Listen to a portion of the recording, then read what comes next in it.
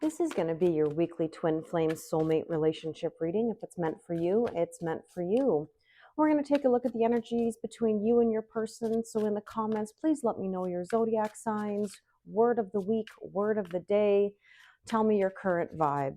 Now, as I'm filming this, it is January 3rd. I can't believe that we're already in 2025. Where did the holidays go? My goodness, it feels like they were forever ago at this point. And we're blooming a new year, even though I know we can't physically see it, but the roots, they're starting to grow, and that's exciting. So let's take a look at some overall themes and messages.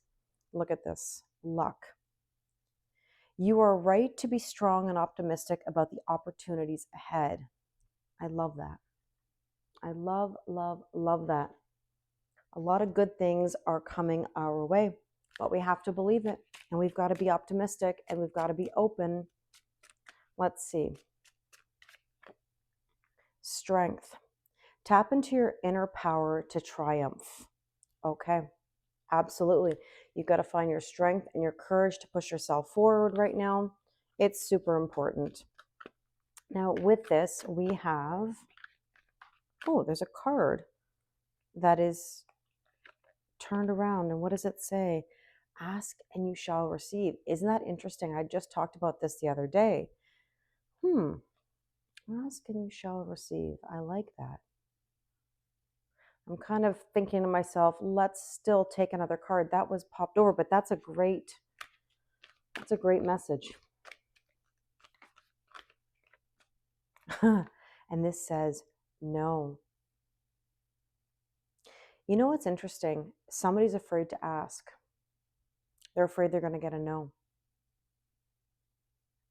You got to change your belief system. You got to believe in your luck. That's what this is.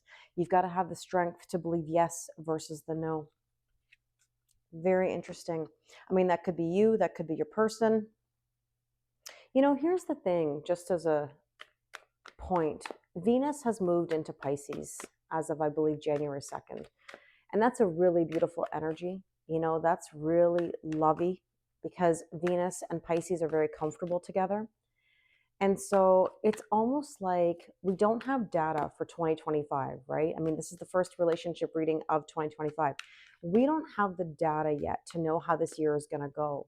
Be very careful that you don't get yourself in a position where you're predictive programming, where you're telling yourself, nah, last year this happened, that happened, or this didn't happen, and why would it happen now? And negative thoughts, you know, they creep in. Sometimes we don't even know that we're doing it. You've got to be very aware of your self-concept because whatever you assume to be true is going to be true. If you believe that you're abundant and that you're strong and that things are working out for you, then they will. And I've always preached this, you know, that you've got to spark new energy, regardless of whatever it is. You know, it doesn't even necessarily mean that you're on dating sites or whatever. My point is that you're doing things for yourself, that your passion project is you. You're doing new hobbies, meeting new people, putting yourself out there, sparking new opportunities. How can anything come into you if you're doing the same thing every day? The old stuff, I mean. How can anything come to you? It can't come to you if you're not open to actual change, right? So let's take a look at the connection between you and your person. We're going to look at what's in your headspace, your person's headspace, your heart space, their heart space, overall energy and underlying energy. And of course, feel free to swap sides if it makes more sense. So let's see. In your headspace, there's the King of Swords. Have you decided? Have you made a decision? King of Swords says, I'm cool, calm, collected, possibly even detached from an outcome, ready to let things unfold, ready to make some moves. In general, just decided, because how can anything shift if you're sitting on the fence? So here we have the Four of Cups. Be careful that you're not over-analyzing to a point where you miss out on an opportunity, because we want to decide, we want to be decisive, as I'm saying, so that we can set the path for something. If we're not deciding on the path, if we're leaning to one side and the other, right? Not making a decision is making a decision. So therefore, you've got to be careful.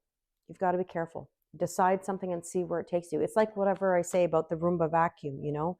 The Roomba vacuum spins around the room and hits the wall and redirects itself. That's what we need to do. We make a decision. Okay, we hit a wall. All right, redirect. Now let's take a look at your person's side here. Oops, I got kitty cats in the background that are deciding to play right now as I film. The Lovers. What a beautiful card this is. Wow. Okay, so in your person's headspace, there's the Lovers, Gemini energy, decision in love, two sides. Ace of Swords, truth, clarity, decisiveness. Oh, I got a kitty cat that might just come in here and decide. Yeah, she's coming. I see her. I'm trying to hold the camera so that it doesn't shake on the table. Here she comes. She's decided. Okay. All right. My goodness, this girl. Oh my God. You know, honestly, this is just, if you have cats, you know, this is very typical. Very typical trying to get their point across, right? Okay. Well, there we go. The Lovers, Ace of Swords, making a decision. Now, in your heart space, let's take a look. The Page of Swords, be careful of any spying or observing that you're doing, okay? Because it doesn't help the situation. Oh my goodness, this girl. This girl wants to make her point about me filming right now. All right. Page of Swords. And the Devil card. Capricorn energy. You know, be careful that you're not being held back over here. Like, here's the thing. You have a card here that's all about being detached, a card that's all about decision making. And yet you've got three cards here that indicate overthinking, being restricted and held back, possibly spying or observing, the need to be decisive, and even like this can be a card of studying and learning, as in like learning from past experiences. Like, what have you learned from the overanalyzing? Did it get you what you wanted? The not making a decision, has it brought you what you wanted? The restrictions, being held back, has it brought you what you've wanted? Because here, I'm really curious to see what's in your person's heart space. I mean, those two cards in the head are great. You know, the Lovers, the Ace of Swords, that truth and that clarity. And heart, we have the Three of Swords. Okay, interesting. There's a disconnect with the head and the heart. There you go, Princess of Swords. Spying, observing, and song and dance. It could very well be, excuse me, it could very well be that there's thinking about this connection, truth, clarity, authenticity, the need to make a decision. But in the heart space, there's this mirroring of restrictions. And, you know, so much of this is just like traumas, triggers, and hurts. There's the Seven of Swords. There's some deception somewhere. Somebody's not telling the truth or somebody's masking. And here's the Six of Pentacles. Equal giving and receiving in balance. Is there balance to the connection? Are your needs being met? That's the question I would ask you. Are your needs being met? Oh, she's moving the camera on me. Okay. Underlying energy, we've got the Hermit, searching your soul. Somebody might be hermiting. They might be more quiet than usual. And what do we have here? The Queen of Cups. Yeah, Queen of Cups is needing to trust intuition. It's also an energy of overgiving, you know. And I think there's a major question here about when do we give to ourselves or when do we get our needs met? Okay, so I'm going to use the After Tarot now to look at both sides. Now, the After Tarot is telling us what, based on the energy right now, we can expect, you know, in the next little bit. So in your headspace, the Magician, you've got to clearly decide. You have all the tools to manifest everything you want, but you can't let these things get in your way that have been holding you back. There's the King of Cups. Interesting, counterparts, right? King of Cups is somebody who's in tune with their emotions. They're not making decisions based on their emotions. You know, they feel very balanced. Be very careful if you're making any decisions right now based on your emotions, because that can get us into trouble. Oh, there we go. Okay, kitty cat now jumped down. Now, in your person's headspace coming up, see the world, completion of a cycle. There's something that they're putting to rest, letting go of something, going to the next level, and there's celebration. You know, it's interesting. I know everybody will get excited when I say this. You know, the Three of Cups is a card of celebration, a party, an event. It can be engagement, proposal, wedding, whatever. But there's an element of celebration here that something has been surpassed, like made it through a cycle. In your heart space, ask and you shall receive.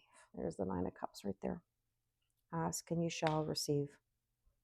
Are your needs being met? I think that's the title of this reading today. Are your needs being met? If they are, great. Then keep doing what you're doing. Ask yourself honestly. If they're not being met, then you've got to figure out what that means. How do you get your needs met? What do you need to do? Oh, there we go. And here dropped out is the Two of Cups, and that's beautiful. That's partnership. You need to start asking. And if you're afraid you're not going to get what you want, then that tells you something.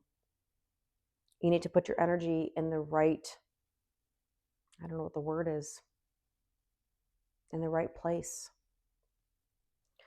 Beautiful cards, though. What a progression. This is your needs being met. This is your needs being met. Okay. In your person's heart space coming up, oh, the Knight of Pentacles, trusting the process.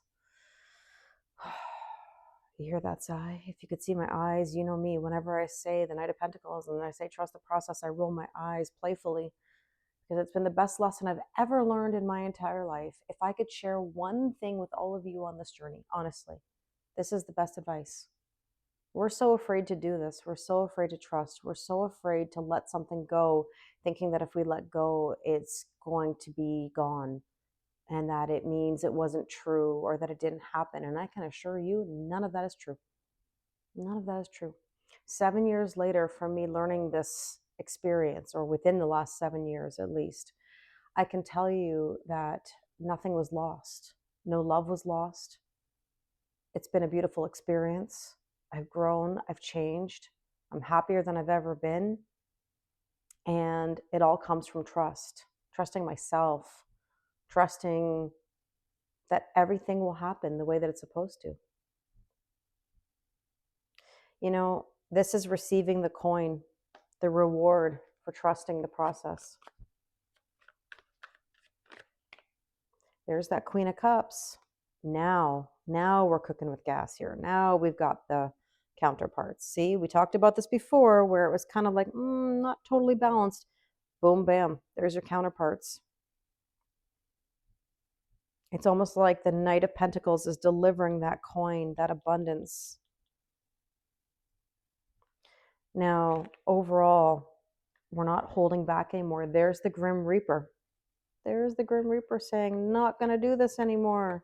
Not going to hold back the restrictions. It's coming because we're lucky, we're strong, we're asking, we're having our needs met. And we're not overthinking everything to the max. You know, that's the thing that gets us in trouble is the overthinking. Let me repeat, the longest journey is from the head to the heart. You know, I haven't said that in a while, but that's one of the best lines I've ever learned. You know, we get in our own way. Underlying energy, oh, look at this. There's that Six of Pentacles now coming, equal giving and receiving. And 10 of Pentacles, your tangible fulfillment, having everything you could want. How do you get everything you want? Be decisive, spark new energy, and ask and you shall receive. You know, I think there's a lesson in this, and that is if you've lost faith in a lot of things, I mean, faith in humanity, faith in the world, faith in people, I don't know. I know that that's very discouraging, but what choice do we have? If we're trying to control things ourselves, and it's not working, then we've got to put faith somewhere. You know, and I know people can say, yes, I'm going to put faith in God and the universe and source and spirit, and absolutely, that's a must. But that's the 5D. And we can't forget about the 3D, right? They go hand in hand, as above, so below, right? So yes, put your faith in the universe, in God, etc. Please do. But don't forget that there's got to be some faith on a 3D level, which means taking risks, ask and you shall receive, building connections, building situations that can restore that faith. It's really important. Now, I think what I want to do is I want to take a couple more cards here. I want to go back to this deck. I haven't used this deck in a while. Let's take one for each side. Abundance. Lucky times. Oh my goodness. Lucky times are ahead of you, along with good news, success, and prosperity. Absolutely. And on your person's side, birth. Universal energy brings you opportunity and possibility. That is so beautiful. Birthing a whole new cycle. By the way, 1 + 4 is 5. There's big changes coming. I really hope this resonates with you. If you'd like to do a personal reading with me, the link is in my bio. As always, I wish you a wonderful week and amazing energy.